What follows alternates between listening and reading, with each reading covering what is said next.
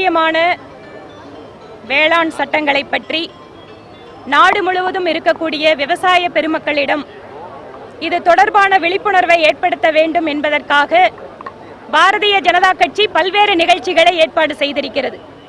அந்த வகையில் தமிழகத்தில் விவசாயிகளின் நண்பன் மோடி என்கின்ற நிகழ்ச்சியின் வாயிலாக கிராமப்புறங்களில் விவசாயிகளிடம் 1000 கூட்டங்கள் நடத்துவதற்கான நிகழ்வு துவங்கப்பட்டிருக்கிறது. நாடு முழுவதும் இருக்கக்கூடிய பாரதிய ஜனதா கட்சியினுடைய மகளிர் அணி சார்பாக பல்வேறு விழிப்புணர்வு நிகழ்ச்சிகள் ஏற்பாடு செய்யப்பட்டிருக்கிறது. அந்த வகையில் இன்று விவசாய அணியுடன் இணைந்து விவசாய துறையில் இருக்கின்ற குறிப்பாக மகளிரிடம் இந்த சட்டங்களை பற்றியெல்லாம் எடுத்துச் சொல்ல வேண்டும் என்பதற்காக இன்று கோவையிலே இந்த டிராக்டர் ஊர்வலத்தின் வாயிலாக இந்த நிகழ்ச்சியை துவங்குகிறோம். டெல்லியிலே விவசாயிகள் போராட்டம் என்கின்ற பெயரில் அப்பாவி விவசாயிகளுடைய வாழ்க்கையோடு எதிர்க்கட்சிகள் விளையாடிக் கொண்டிருக்கிறார்கள். இதுவரை தங்கள் தேர்தல் அறிக்கையில் குறிப்பிட்ட விவசாயிகளுக்காக நாங்கள் உதவி செய்வோம், அவர்கள் விளைபொருளுக்கு சரியான சந்தையை உருவாக்குவோம் என இத்தனை நாள் தேர்தல் அறிக்கையில் சொல்லிய காங்கிரஸ், கம்யூனிஸ்ட் மற்றும் இங்கு இருக்கக்கூடிய திமுக உள்ளிட்ட அத்தனை கட்சிகளும் இன்று அந்த தேர்தல் அறிக்கையில் சொல்லப்பட்ட விஷயத்தை சட்டமாக்கி அந்த விவசாயிகளுக்கு உதவி புரியும் போது அரசியலுக்காக அதை எதிர்க்கிறார்கள். இதுவரை விவசாயிகளுக்கு அடிப்படையில் என்ன வசதிகள் தேவைப்பட்டதோ அவர்கள் விவசாயம் செய்வதற்கு, உரங்கள் வாங்குவதற்கு, விதைகள் வாங்குவதற்கு வருடத்திற்கு 6000 ரூபாய் கொடுக்கப்பட்டது. புதிதாக இன்சூரன்ஸ் கொண்டு வரப்பட்டது.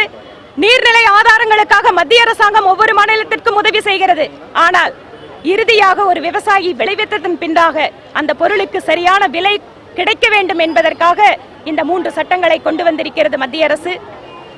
இந்த சட்டங்களை அரசியல் காரணங்களுக்காக எதிர்த்து திடீரென பச்சை துண்டு போட்டுக்கொண்டு திடீரென சேற்று வயலிலே இறங்கி நடப்பதன் வாயிலாக விவசாயிகளுடைய நம்பிக்கையை பெற முடியாது.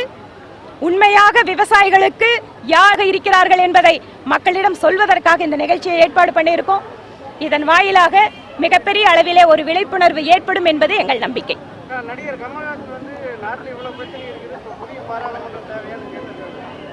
அவர் அரசியல் கட்சி ஆரம்பிச்சாரு, தேர்தலையும் நின்னாரு, மக்களுக்கு எத்தனையோ பிரச்சனை, கொரோனா காலத்துல கூட அவர்கள் எத்தனையோ சிக்கலை சந்திச்சாங்க. இந்த நேரத்தில் அவருக்கு பிக் பாஸ் வேணுமா? கொரோனா காலத்தை சாதகமா பயன்படுத்தி வேளாண் சட்டங்களை இங்கே அமல்படுத்த மத்திய அரசு முயற்சி பண்ணுது. கொரோனா காலத்தில் தான் விவசாயத்துறை அபரீதமான வளர்ச்சி அடைந்திருக்கிறது. கொரோனா காலத்தில் தான் விவசாயிகள் நல்ல விலையை தங்கள் பொருளுக்கு அவர்களுக்கு கிடைத்திருக்கிறது. இந்த கொரோனா காலத்தில் தான் அதிகமான தொகை விவசாயிகளுடைய வங்கி கணக்குகளுக்கு சென்றடைந்திருக்கிறது. இந்த கொரோனா காலத்தில் தான் விவசாயிகள் வேற வேலையில அவங்களுக்கு ஏதோ சம்பளம் கொஞ்சம் கிடைச்சிட்டு இருந்தா கூட இந்த கொரோனா காலத்துல திரும்ப ஊருக்கு வந்து விவசாயத்துல இருக்கக்கூடிய நன்மை தீமைகளை பார்த்து இன்னைக்கு திரும்பவும் விவசாயத்துக்கு வர்றதுக்கு லட்சக்கணக்கான இளைஞர்கள் தயாராகி கொண்டிருக்கிறாங்க. அந்த அளவுக்கு இன்று விவசாயத்துறை வளர்ச்சியை நோக்கி சென்று கொண்டிருக்கக்கூடிய இந்த சூழல், கொரோனாங்கிறது திரு ஸ்டாலின் அவர்களுக்கு தான் பாதிப்பு. அவர் தான் வெளியில வராம இருந்தார். மற்ற எல்லாரும் வெளியில வந்து தகுந்த பாதுகாப்பு ஏற்பாடுகளோட மக்களுக்கு என்ன உதவி வேணுமோ அதை பிஜேபி செஞ்சுட்டு தான் இருந்தது. அம்பானி, அதானி மிகப்பெரிய சேமிப்பு கிடங்கு கட்டிட்டு இருக்காங்க. அவங்களுக்காக தான் இந்த மசோதான்னு சொல்லி எதிர்க்கட்சி குற்றச்சாட்டு. நான் முன்னாடியே உங்களுக்கு குறிப்பிட்ட மாதிரி இந்த பகுதியில திராட்சை விவசாயிகள் ஜாஸ்தியா இருக்காங்க.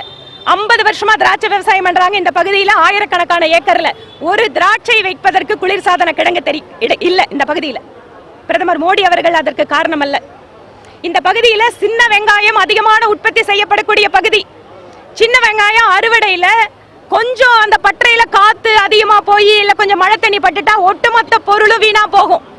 அந்த வெங்காயத்தை வைக்கிறதுக்கு இந்த 50 வருஷ காலமா இந்த தொண்டாமுத்தூர் பகுதியில ஒரு குளிர்சாதன கிடங்கு கிடையாதுங்க. இதையெல்லாம் புதுசா கொண்டு வரதுக்கு யாரு வேணாலும் அதை கொண்டு வரலாம். அம்பானி, அதானி மட்டும் இல்ல, கார்ப்பரேட் கம்பெனிகளை நடத்தி கொண்டிருக்கக்கூடிய சன் குழுமம் கூட விவசாயிகளுக்காக குளிர்பதன கிடங்கு கட்டலாம். அதனால டிவி நடத்துறது மட்டும் முக்கியம் இல்லைங்க, விவசாயிகளுடைய வாழ்க்கையை பார்க்கறது முக்கியம். நன்றி.